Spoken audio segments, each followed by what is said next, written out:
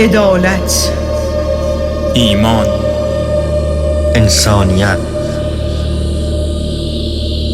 یک سگانه مقدس آلوده.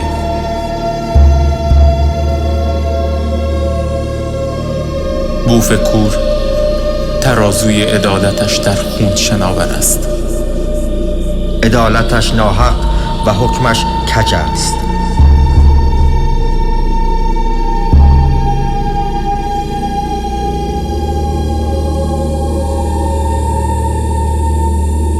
لبان دوخته قناری با زنجیرهای گره خورده بر آوازش به سان زنبوری است بی اصل. سفره خالی و ایمان از دست رفته شبان برای نان آلوده گرگانی با نقاب ایمان صرف شد.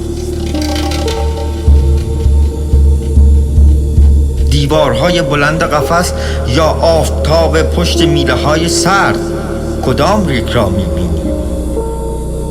شب بی سحر یا سفرهای بی خطر، کدام یک را میخواهی؟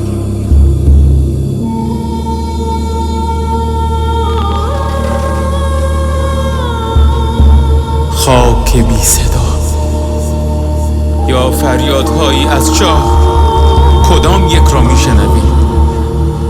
بوی پیراهن یوسف یا یوسفانه دریده شده و بی پیراهن، کدام یک را دیده؟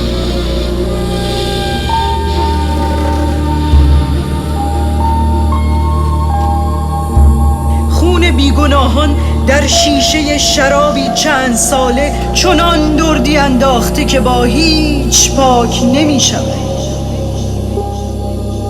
به راستی عدالت جغد دانا کجا رفت؟ ایمان شبان کی دزدیده شد؟ نکند توحش گرگ را به جای انسانیت چوپان اشتباه گرفتند. سالها پیش ماری به خانه ما خزید. و زیر پوست رنگینش گنج‌های